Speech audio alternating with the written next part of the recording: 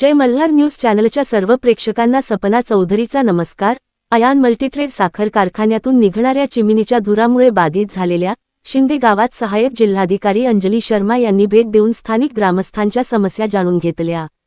नंदुरबार जिल्ह्यातील नंदुरबार तालुक्यातील शिंदे येथील ग्रामस्थ मागील गेल्या 7 ते 8 वर्षांपासून शिंदे गावापासून लगतच असलेल्या 2 किलोमीटर अंतरावरील अयान मल्टीट्रेड LLP साखर कारखान्याच्या चिमणीतून निघणाऱ्या धुरामुळे बाधित झाले असून त्यामुळे मागील गेल्या कित्येक वर्षापासून शिंदे ग्रामस्थांचे या चिमणीतून निघणाऱ्या धुरेच्या राखीमुळे जनजीवन पूर्णतः विस्कळीत झाले असून याबाबत कारखाना प्रशासनापासून तर जिल्हा प्रशासनापर्यंत वारंवार तक्रारी करून देखील कोणतीच दखल न घेतल्यामुळे अखेर शिंदे येथील ग्रामस्थांनी प्रसार माध्यमाच्या सहाय्याने जय मल्हार न्यूज चॅनलची संपर्क साधून सदर वृत्तांत प्रसिद्ध होताच व जिल्हाधिकाऱ्यांना निवेदन दिल्यानंतर प्रशासनाने याची गांभीर्याने दखल घेत सहाय्यक जिल्हाधिकारी अंजली शर्मा तसेच नंदुरबार तहसीलदार प्रदीप पवार यांच्यासह प्रशासनातील अधिकाऱ्यांनी या तक्रारीची गंभीर दखल घेत सदर शिंदे गावाला भेट दिली व तेथील ग्रामस्थांच्या धुरामुळे येणाऱ्या समस्यांबाबत माहिती जाणून घेतली। यावेळी स्थानिक नागरिकांनी प्रशासनाच्या माध्यमातून उपस्थित असलेल्या सहाय्यक जिल्हाधिकारी अंजली शर्मा यांच्या समोर अट घातली की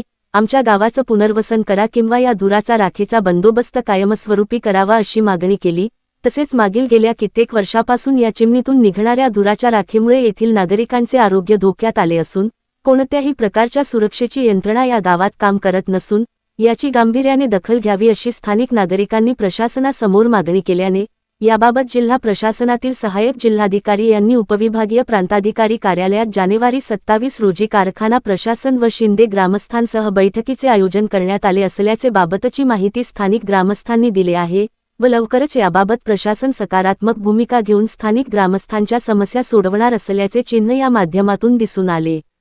सपना चौधरी, जय मल्हार न्यूज, नंदुरबार।